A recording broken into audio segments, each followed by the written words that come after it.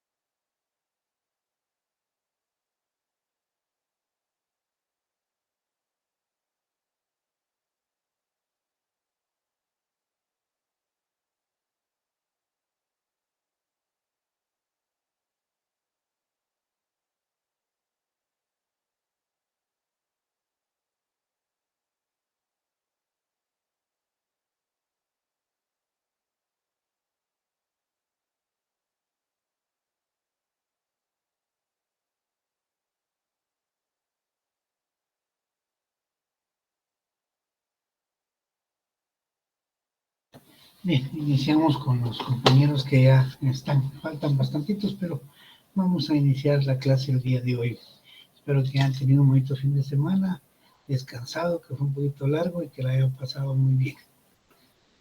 Bien, estábamos en el tema de la familia y lo último que platicamos fue sobre, buenas tardes, señor Luis, lo único que vamos a hablar sobre la patria potestad. Y habíamos expuesto que es el poder absoluto que ejercía el pater familias sobre los hijos sujetos a su mando, a su orden, porque recuerden ustedes que el pater familias era la máxima autoridad dentro de la familia y no importaba la edad que tuviera el hijo, sino hasta que él lo emancipara podía él liberarse y crear su propia familia, su propio domo, su propia casa. Decíamos que la forma de aquí, la patria potestad, era primero por un matrimonio formal, legal, lo llamaban los romanos las justas nupcias, o el matrimonio en términos sencillos, ¿verdad? Ya decíamos que el matrimonio en Roma era monogámico y patriarcal, monogámico porque era un solo matrimonio, y patriarcal porque estaba bajo el mando toda la familia del pater familias. Y también decíamos que se podía obtener la patria potestad a través de la adopción, una institución para ayudar a las personas, a los niños más que todo, que no tenían quien velara por ellos. Pero mencionábamos también que se daba la arrogación. Recuerdan ustedes que explicamos que los romanos habían llegado al convencimiento médico, porque ahí había médicos, había ingenieros, había abogados, había de todo, era una potencia. Y decíamos que llegaron a la conclusión de que el hombre, una vez cumplido los 60 años, ya no podía engendrar. Podía tener las relaciones sexuales normales, pero ya no engendraba. Y bien, por ese motivo y para continuar con su vida familiar, con su patrimonio, con todos sus beneficios, pues crearon la arrogación para que éste adoptara a un hijo ajeno que siguiera los lineamientos de él en lo que es de la familia. Pero decíamos también que esa patria potestad se concluía primero porque falleciera el pater familias o también falleciera el, el hijo. Si se fallece el pater familias o fallece el hijo, en cualquiera de los dos casos, ya nadie ejerce la patria potestad. También decía que se daba cuando se disminuía la familia. Recuerdan que mencionamos la capitis diminutio, cuando uno de los hijos se iba, por ejemplo, a prestar servicios al ejército o bien al sacerdocio. También se daba por adopción, ¿verdad? Si se daba la adopción de un hijo, pues su padre natural perdía la patria potestad, la adquiría el mismo padre.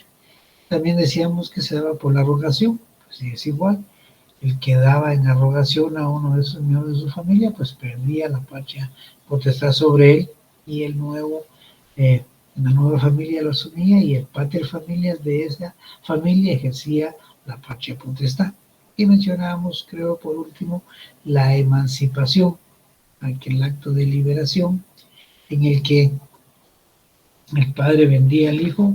Los libros dicen que lo vendía hasta 3 veces para poder liberarlo. Una vez liberado, ya vendido las 3 veces, se lo liberaba, ya podía el hijo fundar su propia familia, pasaba él a ser un sui juris. Recuerden bien que los sui juris son los que pueden actuar válidamente en el mundo del derecho. Son aquellos que reúnen los 3 requisitos fundamentales para ser considerado persona, ¿verdad? El estado de libertad, el estado de ciudadanía y el estado familiar. Ahí creo que nos habíamos quedado. Y además de esa patria potestad y del derecho absoluto del padre de familias, también existía la tutela. Vamos a ver hoy lo que es la tutela.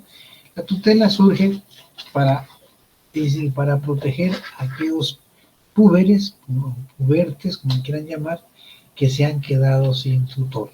La tutela es una institución de protección al menor que se ha quedado sin su pater familias. Quieren entrar algunos compañeros, les vamos a admitir. Ahí estamos. Bien.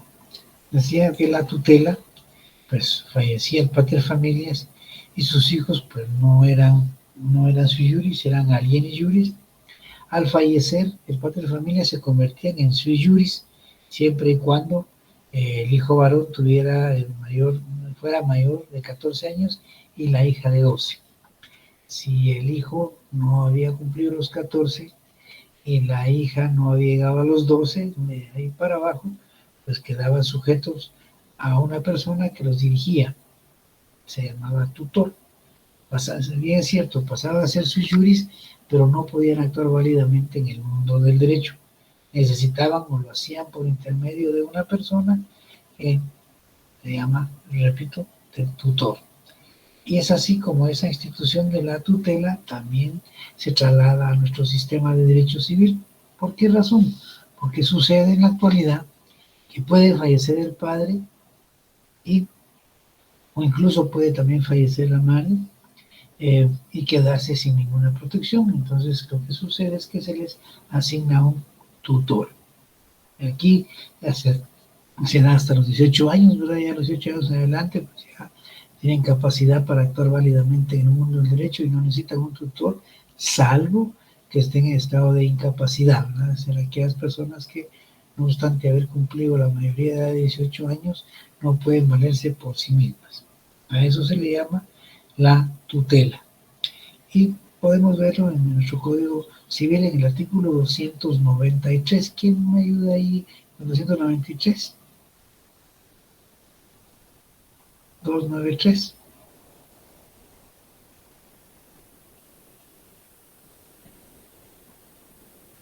¿Están por ahí?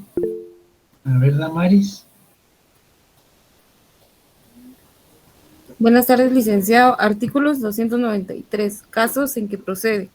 El menor de edad que no se halle bajo la patria potestad quedará sujeto a tutela para el cuidado de su persona y de sus bienes. También quedará sujeto a tutela, aunque fuere mayor de edad, el que hubiere sido declarado en estado de interdicción si no tuviere padres. El tutor es el responsable legal del menor o incapacitado.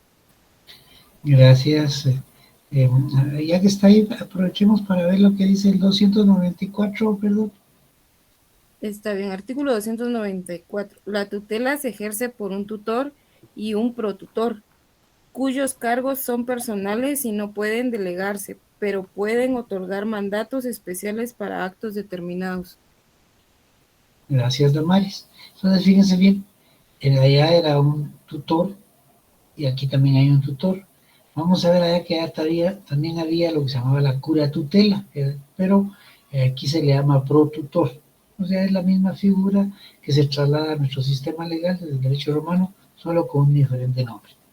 Y así vemos que todos los menores, repito, menores varones menores de 14 años y las mujercitas o hijas menores de 12 años quedaban bajo la tutela.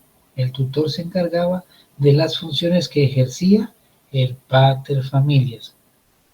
Y encontramos que en Roma se dieron 4 clases de tutelas: la tutela legítima, la tutela testamentaria, la tutela atiliana y la tutela mulieris. Bueno, ¿en qué consistía cada uno de ellos? Pues primero que nada, la tutela legítima era la que se ejercía dentro de la familia. Ya cuando el pater fallecía, generalmente se designaba a alguno de los miembros de la familia agnada. La familia agnaticia era la que pasaba a ocupar el cargo de tutor. Él era quien ejercía todos los humanos. Esta era una obligación, no se podía renunciar, no podía removerse del cargo, al contrario, si se rehusaba, era objeto de cargos severos. Esa es la tutela legítima, si es dentro de la familia, y también la tenemos en la actualidad en nuestro código, que vamos a ver en un momento cómo funciona la tutela legítima. La tutela testamentaria, esta se da cuando el pater familias redacta testamento. Ya hemos mencionado varias veces lo que es la sucesión o la sucesión hereditaria. Decíamos que la sucesión o sucesión hereditaria pues se da cuando el pater familias fallece y que los romanos pretendían continuar con la vida y con más que todo con el patrimonio del pater familias. Y el pater familias, antes de fallecer, tenía la opción de otorgar su testamento. Era un acto personalísimo, un acto solemne, en el cual él podía establecer ahí que en caso de que falleciera y dentro de sus hijos existieran menores de 14 años varones y menores de 12 años las señoritas, pues quedaban bajo la tutela de determinada persona. Eso es testamentaria. Él es el que dispone en su testamento para el caso de que fallezca antes de que ellos sobrepasen esas edades. Además está la atiliana. La atiliana, pues esta es una especial que más que todo se refería, ¿qué palabra le puedo usar aquí? Que no tuvieran tutores ni legítimos ni testamentarios. Es decir, no hay quien la ejerza, no hay parientes agnados para la legítima, no hay un testamento para que alguien resulte nombrado y ellos no pueden quedarse así sin alguien que los represente, y entonces el pretor o el magistrado era el quien lo nombraba, exclusivamente porque no había quien lo hacía, no había, repitiendo, parientes para que sea la legítima, y no había testamento donde se dedicara a una persona en ese caso. Vamos a ver estas tres, vamos a dejar la otra para después porque quiero que la veamos en nuestro Código Civil. ¿Sí, Dani? ¿Le escucho, Dani? Buenas tardes, licenciado. ¿Cómo se llamaba esta última tutela? Perdón, no le escuché. La número 3, ¿cómo se llamaba? Permítame, voy a ver si tal vez está mal mi volumen, algo aquí de mi cocina. Hábleme ahora. La número 3, ¿qué nombre recibía? Bueno, ahorita vamos a ir viendo una de nuevo. Mire, pues, 3, vamos a ver, son 4, pero ahorita vamos a ver 3 comparándolas con nuestro Código Civil. ¿Por qué razón? Porque la cuarta ya no existe. En Roma existió y aquí ya no existe. La legítima, decíamos que corresponde a un pariente agnado, ya que tenga mayor de edad que los que quedan bajo su cuidado, bajo su guarda, bajo su representación. Es la legítima. Parientes agnados. La testamentaria, decíamos que el pater familia en su testamento dispone quién o quiénes se van a hacer cargo de la tutela y la curatutela si él fallece y sus hijos, unos, todos o pocos o quienes sean, varones no son mayores de 14 y las señoritas menos de 12. La otra se llamó Atiliana. Atiliana, ¿por qué? Porque se creó una ley que se llamó la ley Atilia, y en esta lo que pasaba es que no existían parientes agnados para que realizaran la tutela legítima. Tampoco había un testamento. Como consecuencia de eso no había nadie que se encargara de la representación de estos púberes. Entonces se le otorgó al pretor especialmente al tutor urbano, porque esto es exclusivo de los jus civiles, de los patricios, se le facultó para que él nombrara un tutor y se llamó tutor atiliano, por la ley Atilia. La tutela es la tutela atiliana. A eso se refieren las tres que vamos a hacer en este momento. Legítima, testamentaria, así, atiliana. Muchas gracias, licenciado. Vaya Sara, gracias a Sara también.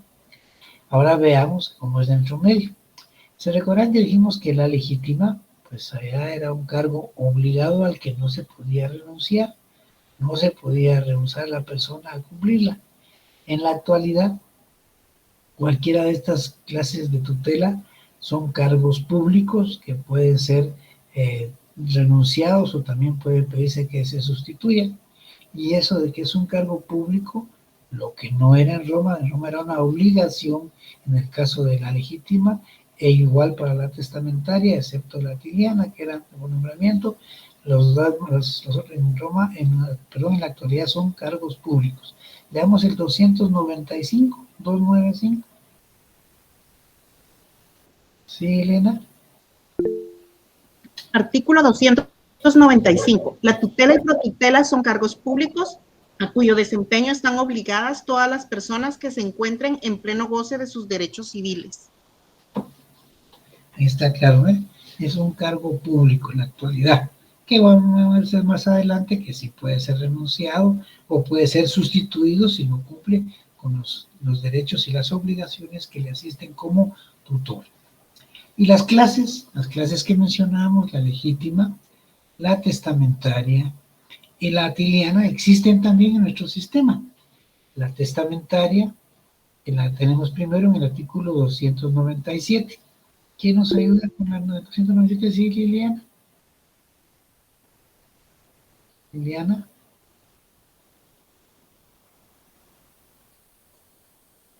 No está Liliana, vemos a Marta. Buenas tardes, licenciado. Artículo 297, testamentaria. La tutela testamentaria se instituye por testamento por el padre o la madre sobreviviente para los hijos que estén bajo su patria potestad, por el abuelo o por la abuela para los nietos que estén sujetos a su tutela legítima, por cualquier testador, para que él instruya heredero o legatorio si éste careciera de tutor nombrado por el padre o por la madre, el tutor legítimo, y por el adoptante que se designe heredero o legatario o su hijo adoptivo. Gracias, Marta. Ahí estamos, la testamentaria. Pero también encontramos en nuestro sistema la legítima, que es la de los parientes agnados en Roma. Aquí ya no son los parientes agnados, aquí son los parientes consanguíneos. Perdón. Estoy dando clases, te hablo más ratito. Decíamos que encontramos también la legítima y está en el artículo 299. ¿Quién nos ayuda en el 299? A ver, Mónica. Artículo 299. La tutela legítima de los menores corresponde en el orden siguiente. Número 1, al abuelo paterno. Número 2, al abuelo materno. Número 3, a la abuela paterna. Número 4, a la abuela materna. Número 5, a los hermanos, sin distinción de sexo, siendo preferidos los que procedan de ambas líneas y entre estos el de mayor de edad y capacidad. La línea materna será preferida a la paterna para la tutela de los hijos fuera del matrimonio. Sin embargo, mediando motivos justificados para variar la procedencia, puede el juez nombrar tutor al pariente que reúna las mejores condiciones de conocimiento y familiaridad con el menor, solvencia, idoneidad, preparación que constituya una garantía para el desempeño satisfactorio del cargo. Gracias, Mónica. Ahí encontramos la otra, la legítima. Pero les decía también que existe la atiliana, solo que la atiliana en nuestro sistema se llama judicial. Recordemos que allá se llamaba atiliana porque se emitió una ley que se llama Ley Atilia. Y en esa Ley Atilia se previó, como les explicaba hace un rato, que cuando no había parientes para ejercer la legítima y no había tampoco un testamento en que se asignara, entonces se estableció a través de esa ley Atilia la creación de una forma de tutela, pues está en nuestro sistema. Aquí ya es a través de un proceso judicial que se nombra y se llama efectivamente judicial. Veamos en el 300 la judicial. ¿Sí, Elisa? Artículo 300, judicial. La tutela judicial procede por nombramiento del juez competente cuando no haya tutor testamentario ni legítimo. Para este efecto, el Ministerio Público o cualquier persona capaz deben denunciar a la autoridad el hecho de que da lugar a la tutela no provista. Para la designación de la persona del tutor, el juez deberá tomar en cuenta las circunstancias que se mencionan en el artículo anterior. Gracias, Elisa. Ahí estamos, miren, las tres que vimos, la legítima, la testamentaria y la atiliana. Con el hecho de que nuestro ya no se llama atiliana, se llama judicial, y aquí le corresponde al juez establecer o nombrar el tutor. ¿Y cómo encontramos? Ya las vimos separadas, pero hay un artículo que nos señala juntas, ha sido una clasificación más sencilla, como es el 296. ¿Quién nos quiere colaborar con 296? ¿Sí, Elena? Artículo 296. Clases de tutela. La tutela puede ser testamentaria, legítima y judicial. Ahí estamos, mire qué facilito. Márquenle ahí y pueden ustedes ponerle ahí la judicial. En Roma se llamaba atiliana, porque fue la ley Atilia la que la creó. Le dio la potestad al pretor urbano para que él lo hiciera. A ver, Mónica nos ayuda con el 317 en cuanto a que pueden excusarse. ¿Nos ayuda, Mónica? 317, licenciado. Así es, Mónica. Excusas. Pueden excusarse de la tutela y protutela. Número 1, los que tengan a su cargo otra tutela o protutela. Número 2, los mayores de 60 años. Número 3, los que tengan bajo su patria potestad 3 o más hijos. Número 4, las mujeres. Número 5, los que sus limitaciones de recursos no puedan atender el cargo sin menoscabo de su subsistencia. Número 6, los que padezcan enfermedades habitual que les impida cumplir los deberes de su cargo. Y número 7, los que tengan que ausentarse de la República por más de un año. Gracias, Mónica. O sea que aquí sí se puede. Se puede excusar lo que es propiamente el ejercicio de la tutela, lo que no sucedió.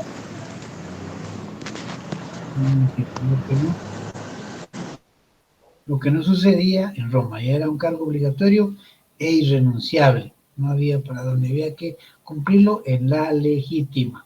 En las otras, pues había problemas que podía sustituirse, el pretor podía sustituir al que había nombrado por la ley Atilia, por cualquiera de las causas, especialmente por incumplimiento de las obligaciones, lo mismo con la testamentaria. Pero les decía yo que en Roma se dio otra clase de tutela y se llamó mulieris. La voy a poner aquí, mulieris.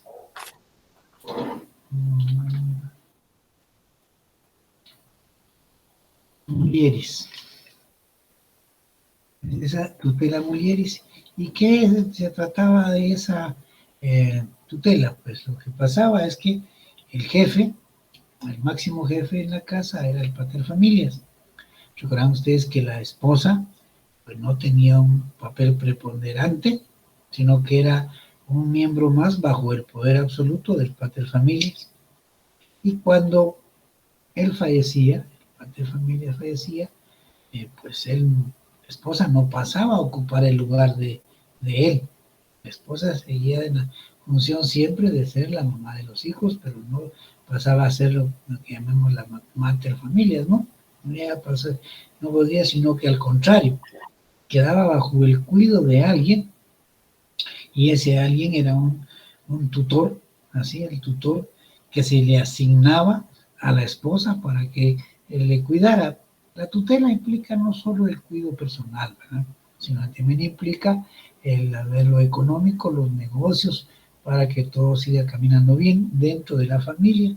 Es decir, un tutor que se le asignaba a la esposa. Al principio, pues las leyes romanas fueron drásticas en el sentido de que se nombraba el tutor y ahí se quedaba. Si era legítimo, pues se le daba uno de los agnados.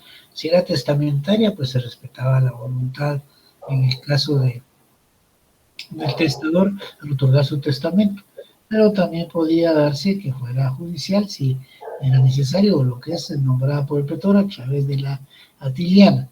Pero con el tiempo se fue siendo un poco más, llamémosle, tolerante, y se le permitió a la mujer que podía proponer ella quién fuera su tutor. A eso se le llamó, a esa opinión se le llama optio tutoris. Y la voy a poner por acá. No se las voy a escribir aquí. Optio es de opción, ¿verdad? Optio tutoris. Tiene la opción de optar a un tutor. Se le dio la opción. En la mulieris. Mulieris quiere decir mujeres. Es la tutela de las mujeres. Y después ya en la época posclásica, cuando se llega a lo que es la república, en el Senado de la República, pues desapareció. Ya la mujer pasó a ser sui juris. Pues, si quería formar una nueva familia o era aceptar otra familia, podía hacerlo, o podía incluso quedarse sola, ya con calidad de sui juris, pudiendo manejar sus recursos económicos que podía tener. Vamos a ver un poquito cómo ella podía obtener bienes. Esa incapacidad que tenía en la primera etapa desapareció. Fue suavizándose, como decía, desde que se le dio la opción a buscar su tutor. Pero a la par de esta, eso que decía, aquí ya no existe, ¿verdad? Aquí ya no hay, en nuestro sistema no existe esa figura. Pero a la par de esa tutela, se dio otra figura que se llamó la cura tutela. La persona se llamó cura tutor. Y también se dieron las mismas clases o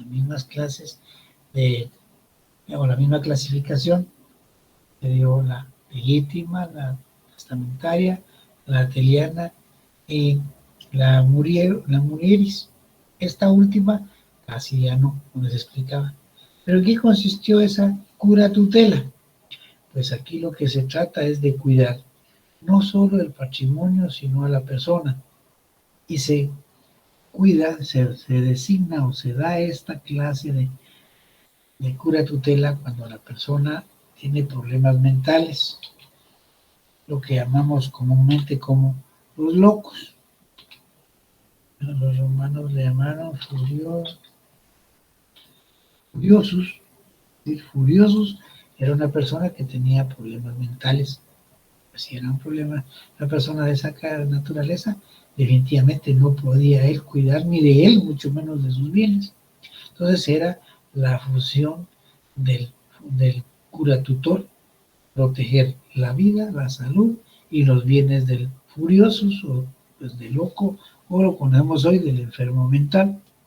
Pero también se dio la otra que se llamó cura tutela del prodigus. ¿Recuerdan ustedes el pródigo? ¿Alguien se recuerda de la figura del pródigo? ¿Alguien se recuerda? ¿Qué preguntó? Disculpe, es que casi no se le entiende, Lick. No se le entiende, ¿no? Me tengo un problema con escucharme hoy. ¿Jóvenes? A veces se le escucha bien, pero hay partes que sí, no muy. No, pero díganme. Yo lo escucho bien, Lick. Bueno, cuando bien, pase, lo escucho. Bueno, bueno, a ver qué pasa ahí con Selene. Bien, vamos a poner un poquito el micrófono más para acá, tal vez ese problema. Bien, les decía que se dio la cura tutela. La cura tutela era para proteger primero a los enfermos mentales, que le llamaban los furiosos. Los libros romanos comúnmente dicen los locos. Esa expresión de locos no es nuestra, es una expresión que viene del derecho romano. Y en término latín, furiosus, las personas que tienen problemas mentales. ¿Sí?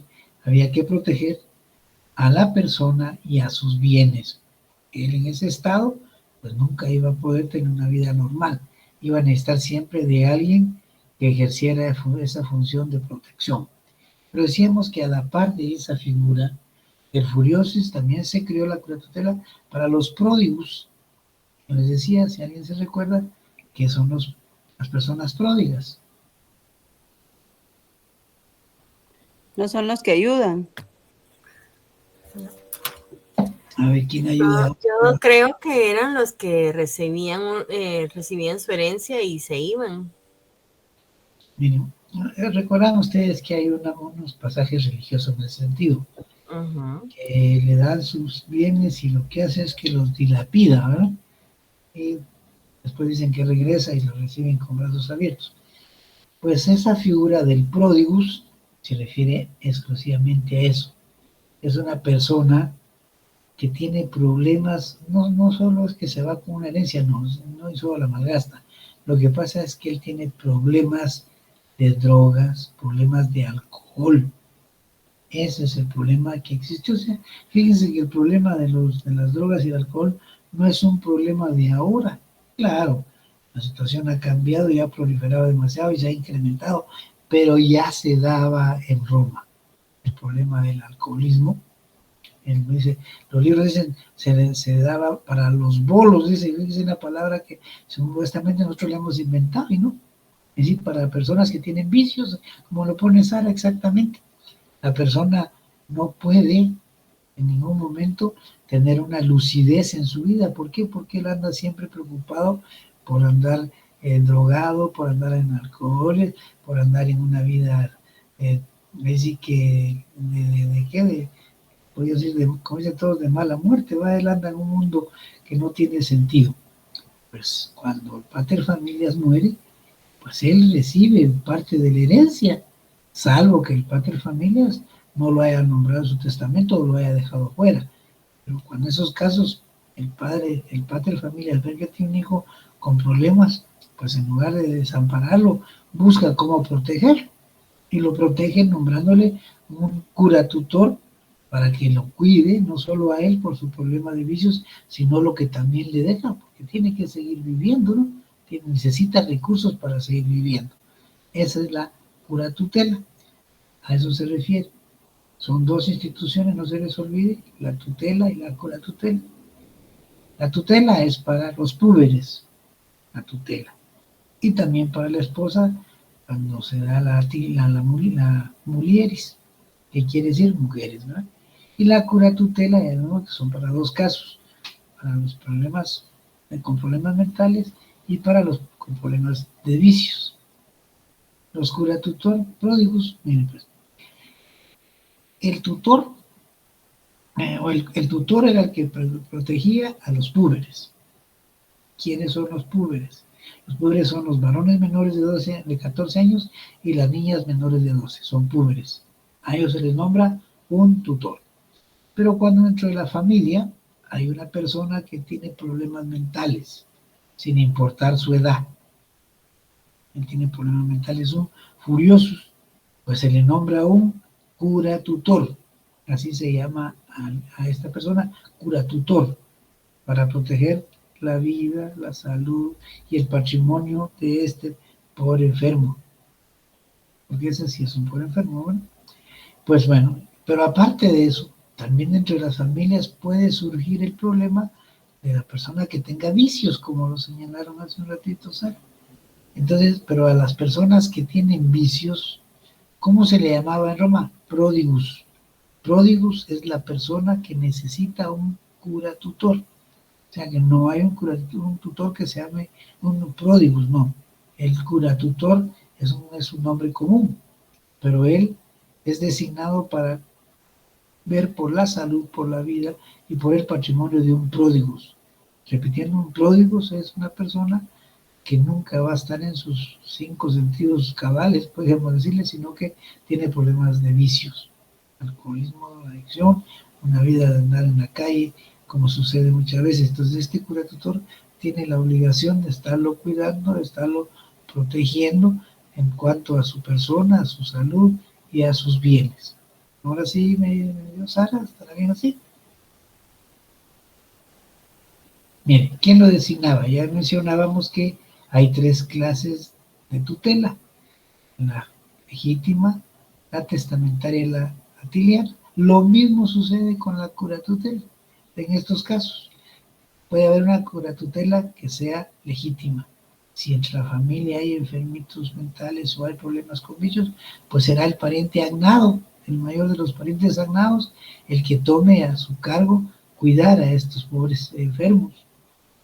Es decir, es la curatutela legítima. Pero está la testamentaria, el pater familias, igual que con la tutela, el pater familias, viendo que dentro de su familia tiene problemas de hijos enfermos, que tiene problemas de hijos con vicios, pues él nombra a un curatutor.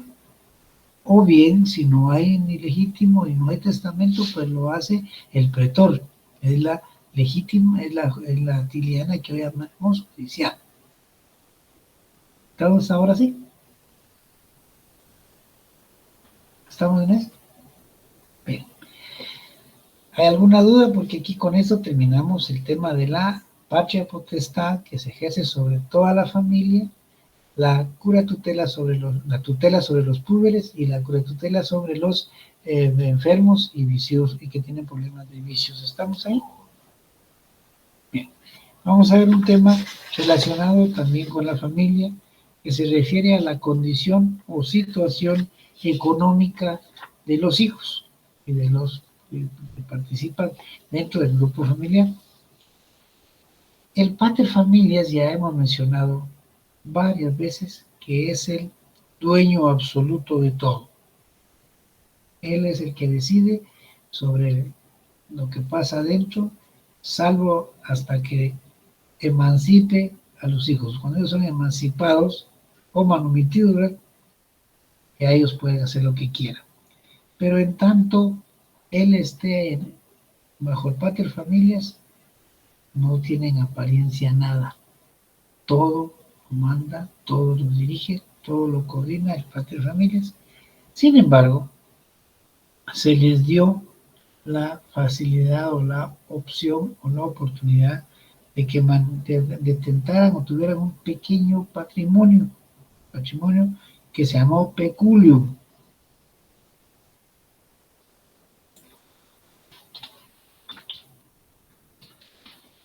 Peculium,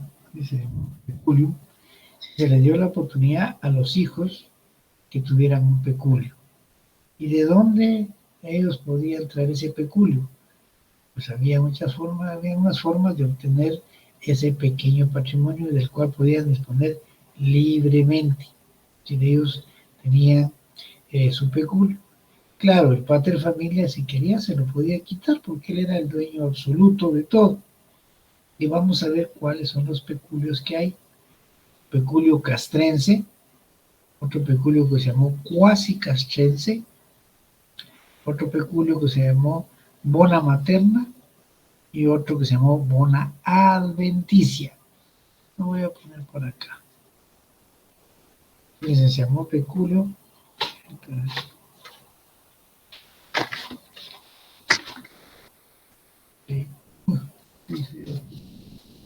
Perdón, algo toqué mal aquí. Estamos. Algo que había tocado mal en el peculio. Peculio castrense.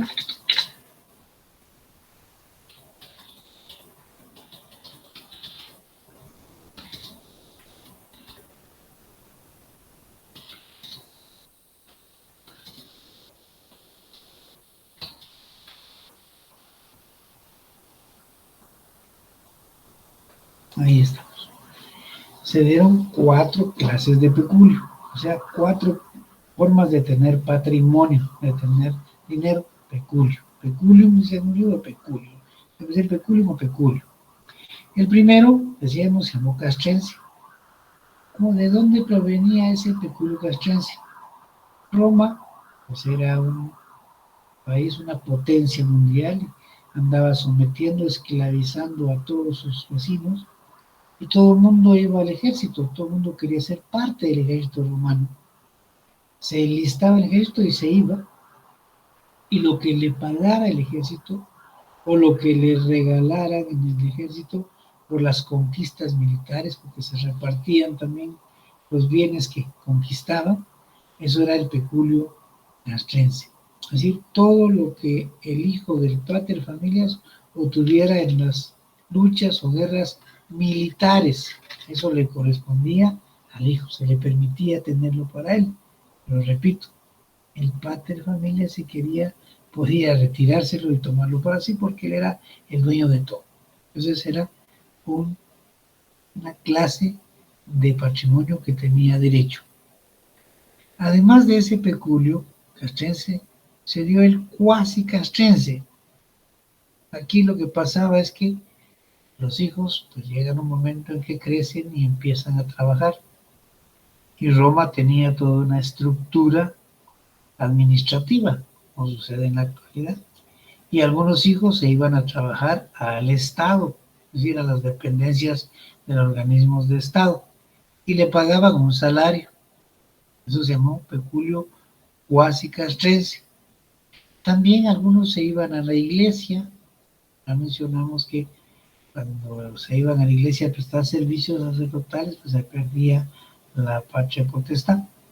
Pues cuando el hijo se iba a la iglesia a prestar servicios religiosos, pues también obtenía recursos. Esos eran también de él. Podía disponer de ellos de la forma que él quisiera. Está el otro que se llamó bona materna.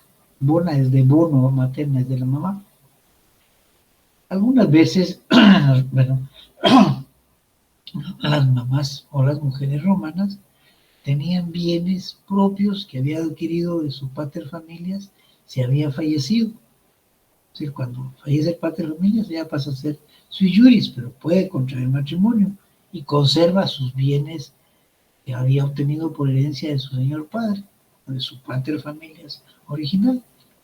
Y al conservarlos, si ella quiere, puede darle a sus hijos de esos bienes lo que ella quiera. Eso se llama bona materna.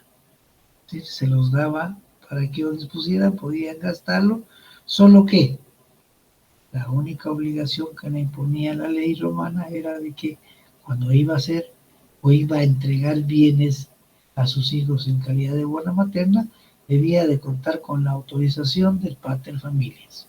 Era un requisito para que se diera esa clase de peculio, repito, bona materna. Pero además existía una bona adventicia, un bono adventicio, un regalo adventicio. Los bonos generalmente son regalos. Vemos que en el caso de bona materna son regalos de la mamá a los hijos. Pues el bono adventicia también son regalos que pueden provenir de cualquier persona que sea miembro de la familia o no, pero no del pater familia. Por ejemplo, pueden haber hermanos que ya se han liberado y han sido emancipados, ya son sui juris y tienen su propia familia y sus propios bienes y pueden regalarle a sus hermanos. Eso es una bona adventicia, son regalos. O de otros parientes, ¿no? Puede regalárselos sin ningún problema, es una bona adventicia. Eso se refiere a las clases de peculio o de patrimonio que podía manejar el alieni juris. 4. Peculio castrense, peculio cuasi castrense, bona materna y bona adventicia. ¿Alguna duda, jóvenes, en eso de los peculio, lo que es el patrimonio? ¿Sí, Mónica? Perdone, licenciado, yo no entendí mucho qué significaba peculio. Miren, peculio es una palabra, es un término latino que se refiere a patrimonio. Entonces decíamos que los hijos del pater familias, pues ellos dependían totalmente del pater familias. Pero decíamos que las leyes romanas permitieron que ellos tuvieran bienes. Los bienes que ellos tenían, que ellos adquirían, como les mencionaba hace un rato, lo que le pagaban el ejército. Ellos se enlistaban en el ejército y les pagaban. Eso era su dinero, su patrimonio, y se llamó peculio. Peculio, peculium, es decir, lo que él tiene, que es de él, el hijo del pater familia, el sometido. Le pagan y es de él. Decíamos que el pater familia le puede permitir que haga lo que quiera con ese peculio, con ese ingreso, o puede bien tomarlo para él. Eso es el peculio. El peculio quiere decir, llamémosle, el dinero que recibe el hijo, que está sujeto a patria potestad, que lo recibe por 4 razones que mencionamos: que le paguen un salario en el ejército, porque le paguen un salario en la administración pública, porque le regale su mamá, que es sui juris, o le regalen otros parientes que tienen bienes que también son sui juris. Eso conforma el patrimonio de los hijos sometidos a patria potestad. No sé si algo ahí más o menos, o buscamos otra forma de aclararlo. Ahí está bien, licenciado, gracias. Mónica, me dice Carolina, mire, castrense. Esta figura o esta expresión o este término lo hemos escuchado varias veces. Aquí le llaman, dice, la institución castrense. ¿A quién se refiere la institución castrense? Se refiere al ejército. Pero ese término castrense viene del derecho romano y designa a las fuerzas armadas. Nosotros lo decimos en el ejército. Cuando la persona se va al ejército, es decir, al ejército le pagan un salario, por muy malo que sea, le pagan cuando ingresa al ejército. Él puede ingresar como un soldado, ¿verdad? Le pueden pagar poco o regular o mucho, no sé cómo le pagan en aquel tiempo. Y por el hecho de que se lo pagaran por ser miembro del ejército, le llamaban peculium porque era un ingreso para él, y castrense porque provenía de un pago del ejército romano.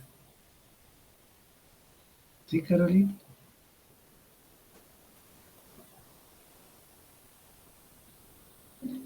¿Sí o no? ¿Sí, Carolina? Va.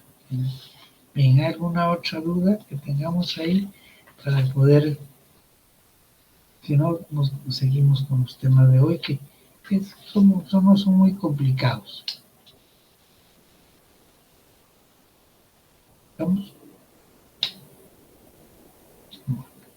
Vamos a ver entonces, vamos a entrar a lo que es la sucesión hereditaria. Cuando hablamos de sucesión hereditaria estamos hablando de que el pater familia fallece. Cuando el pater familia fallece, pues ya explicamos que sus bienes tienen un destino. ¿Y a quién va ese destino de sus bienes? Pues a su familia. Los romanos decían, como mencionábamos en la clase anterior, que se trataba de continuar el patrimonio del pater familias cuando él fallecía. A ese hecho del fallecimiento del pater familias sucedía un acto que se llamaba la herencia o la sucesio o sucesión hereditaria. Decíamos que el pater familias puede designar quiénes son sus herederos a través de un testamento. O pues, si el pater familias fallece sin otorgar testamento, porque pues uno no está pensando en morirse, ¿verdad? Yo creo que no somos previsores en ese sentido. Digo, no estoy para morirme porque voy a dar testamento. Además, uno pues no tengo nada que dejar. Pero ya cuando uno tiene familia, a veces hay que ponerse a pensar ese punto. Uno tiene hijos y todavía hay que pensar en eso. Pero decíamos que el padre de familias puede ser que no haya pensado en eso y fallece. Al fallecer, ¿qué pasa con sus bienes? Pues continúan en la familia, hay que continuar lo que es su situación familiar, su patrimonio. Y es así como encontramos, primero que nada, que del derecho romano se traslada para acá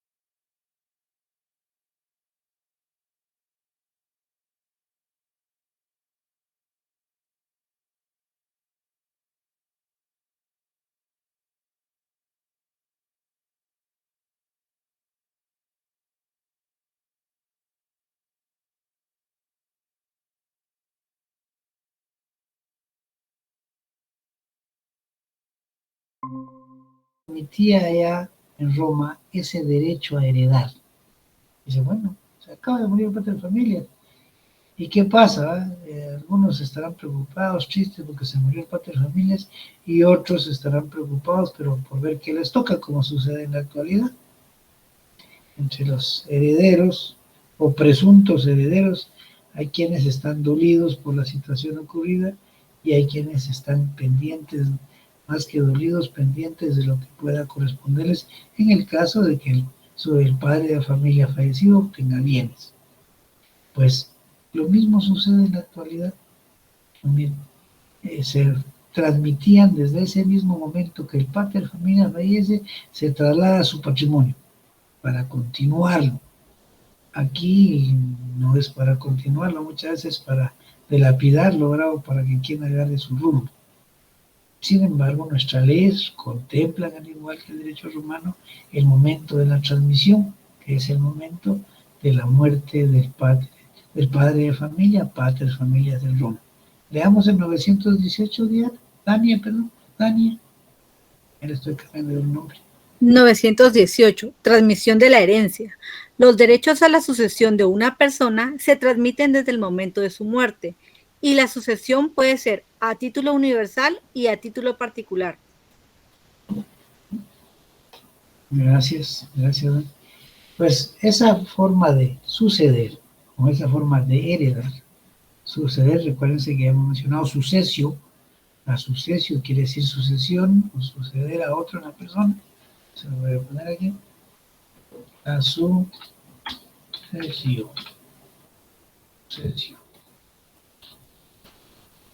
Suceder en heredar. Sucesio es heredar. Sucesión hereditaria o transmisión hereditaria o herencia son sinónimos. Cuando hablan de sucesión, ustedes ya saben, cuando hablan de herencia, ya saben, de transmisión hereditaria, ya saben que es lo mismo, ¿verdad? O hay que ver qué va a pasar con los bienes, algunos dicen los bienes relictos, los bienes en que se van a transmitir hacia los herederos. Y vemos también que aquí en nuestro sistema se traslada también la sucesión testamentaria, como lo vimos en el 917. Y nuestro artículo 934 nos señala a qué se refiere con ese acto personalísimo que realiza el pater familias en Roma y que realiza el padre familia en Guatemala, a través de la institución testamentaria. ¿Quién nos ayuda? ¿Hay 4?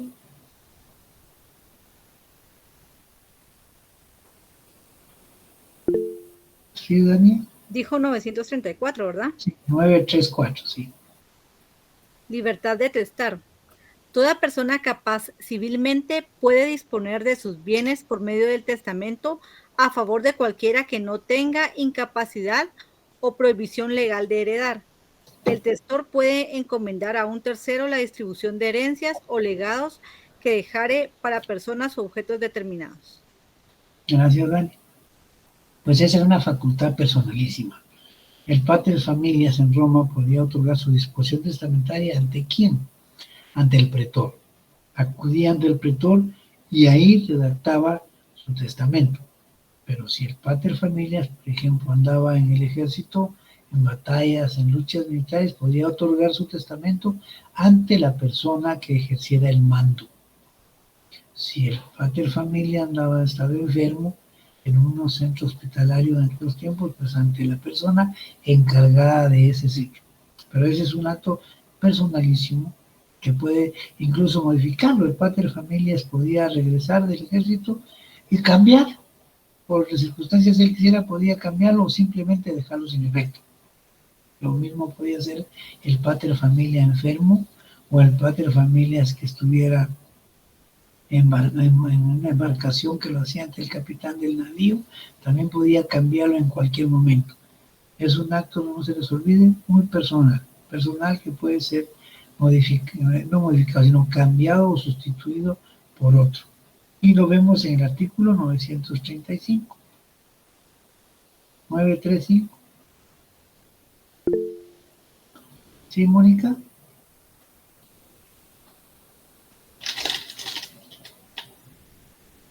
Artículo 935. Concepto del testamento.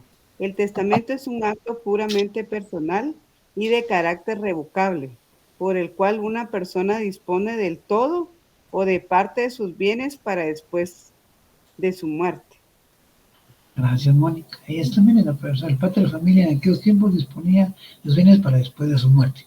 O sea, hay algo importante acá. No hay herencia si el padre de familia en Roma no ha fallecido.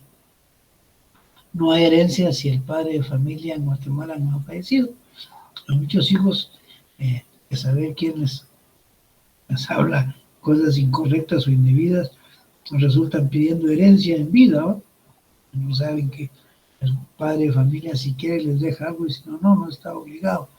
Su obligación de alimentar termina con en la mayoría de edad de los 18 años, salvo que sea una persona incapaz y necesite de por vida, ¿no? Y aquí hay veces que no nos quieren dar herencia, como las herencias están vivos, ¿no? Nos darán herencia cuando ellos ya no estén, si es que así quieren hacerlo. Y en el artículo 954 nos habla de la forma de los testamentos. ¿Quién nos ayuda con el 954? Sí, Mónica. Nos ayuda Mónica, que está ahí. Artículo 954. Formas testamentarias. Los testamentos, en cuanto a su forma, son comunes y especiales. Son comunes el abierto y el cerrado. Son especiales los que se otorgan de los casos y condiciones que se expresan en este capítulo. Gracias, Mónica. Eso es la sucesión testamentaria. Aquí hay un testamento, un documento, un instrumento redactado ante un pretor, que es él el que da fe de que el pater familia está disponiendo de sus bienes en la forma que él considera adecuada para después de su muerte. En la actualidad, ¿ante quién se hace un testamento? Pues ante un notario. Ustedes van a ser los responsables de redactar los testamentos. Ustedes van a ser abogados y notarios. Así nos hace. Perdón, Melvin preguntó, ya le dijeron un artículo en Melvin. Entonces, ustedes van a hacer eso. Esa es una investidura especial que ustedes tienen de la fe pública y eso se da por entender que lo que ustedes están realizando es cierto. Y en un testamento que ustedes autorizaron, se tiene por cierto que lo que dijo ahí el padre de familia es, sin duda alguna, lo correcto, lo adecuado, la disposición de su última voluntad. El testamento va a surtir efectos, al igual que en Roma, hasta que el padre de familia ya no exista. En Roma, pues el pretor se encargaba de la custodia de ese testamento. Él era el encargado de la custodia y al fallecer, pues él llamaba a los presuntos herederos para manifestarle que había una disposición testamentaria. En la actualidad, pues el padre de familia dispone si se lo deja al notario, o se lo lleva a él, o lo deja con una persona, para que llegado el momento, pues le haga ver a sus beneficiarios. Pero en aquellos tiempos era exclusivamente al pretor. Pero decíamos que en Roma se puede dar el caso de que el pater familias no previera esa situación de muerte y simplemente no otorgaba el testamento y se daba la sucesión intestada. En la sucesión intestada, pues ahí solo heredaba la familia. En cambio, en el testamento, el pater familias podía dejar a miembros de la familia, incluso a personas fuera de la familia. O sea, el pater familia en Roma no estaba obligado a heredar a su familia. Lo mismo sucede en la actualidad. El padre de familia en el testamento, si quiere, se lo deja a su familia, y si no, no. Aquí han habido casos en que se les han dejado instituciones de ayuda para personas con problemas determinados de salud, ¿sí? Para patronatos, han dejado sus bienes, su peculio, ¿verdad? Que es su patrimonio. Pues también en Roma, cuando ningún pretor llamaba a los presuntos herederos, significaba pues que el pater familia no otorgó ningún testamento. Y a no otorgar un testamento, un momentito, Marta, a no otorgar un testamento ocurría lo que se llama la sucesión intestada, que vamos a ver en este momento. ¿Sí, Marta?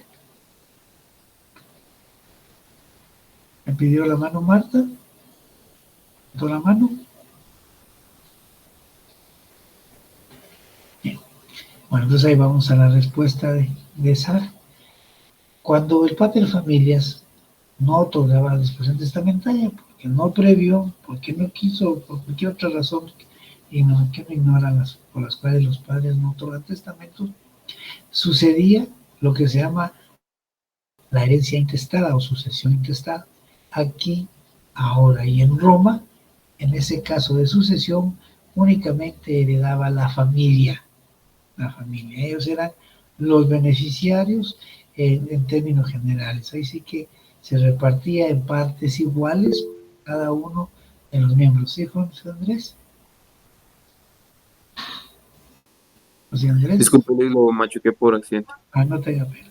Entonces, esa sucesión intestada se entendía en Roma de que los miembros de la familia, al nada y con nada, el adoptado o el arrogado, heredaban en igualdad de todos los bienes, los heredaban. Si se repartían en partes iguales, ¿ante quién se acudía allá? Pues se acudía al pretor. El pretor era el encargado de realizar, como él no citó a nadie, porque no había un testamento que estuviera bajo su custodia, entonces llegaban los familiares ante el pater familia a exponer la situación, salvo que el pater familia, el pretor hubiera olvidado que había un testamento, y que imagínense cuántos testamentos podía tener bajo su guarda, custodia el pretor. Podía ser un olvido, bueno, y al llegar pues revisaba y se da cuenta que sí había, pero en caso de que no, sucedía lo que preguntaba Sara, si se daba la sucesión intestada o el intestado en el derecho romano. Efectivamente así era, y de ahí viene lo nuestro. Entonces no se les olvide, al fallecer el pater familia sin haber otorgado ninguna disposición testamentaria, entraba en su lugar a la figura de la sucesión intestada. Heredaban todos los parientes sin ninguna distinción. Y lo mismo estamos hoy, exactamente igual. Leamos el 1068 del Código Civil, 1068. ¿Sí, Mónica? Artículo 1068. Casos en que tiene lugar. La sucesión intestada tiene lugar, número 1, cuando no hay testamento. Artículo 75 del Decreto Ley número 218. Cuando falta la condición puesta a la institución de heredero o en el instituido muere antes que el testador, o es incapaz de heredar o repudió la herencia. Fuera de los casos, la sustitución, representación y acrecentamiento con arreglo en este código. Número 3, cuando en el testamento no hay heredero instituido o el testador no ha dispuesto de todos sus bienes en legados. Número 4, cuando el testador ha dejado de disponer de alguno o de algunos de sus bienes. Gracias, Mónica. Ahí estamos. ¿Quiénes son? ¿Cómo está la sucesión intestada? ¿En qué caso sucede? En el derecho romano, la regla general era que cuando se daba, cuando no había una disposición testamentaria. Y vean ustedes en la práctica, cuando uno está en su oficina ejerciendo y redacta un testamento, para evitar que se quede algún bien por ahí sin mencionarse en el testamento y llegar a realizar un proceso mitad testamentario y mitad intestado, pues lo que les recomienda al padre de familia, ¿no?, al padre de familia, es que los declare mejor universales, o sea, con lo que haya en el momento que él muera, sin necesidad de especificar cada uno de los bienes, salvo que él quiera repartir de una manera específica sus bienes, por decir, bueno, a fulano le dejo tal cosa, a su tal cosa, decir a cada quien lo que le corresponde, pero si no, dejarlo como herederos universales, quiere decir que todos heredan todo y lo hacen en partes iguales. ¿Quién nos ayuda con el 1070? Ya Mónica nos ha ayudado bastante. ¿Quién más nos ayuda con el 1070? 1070. 1070. Esto nos va a ayudar, claro. 1070. Sí, licenciado, no vale. Deme un momento.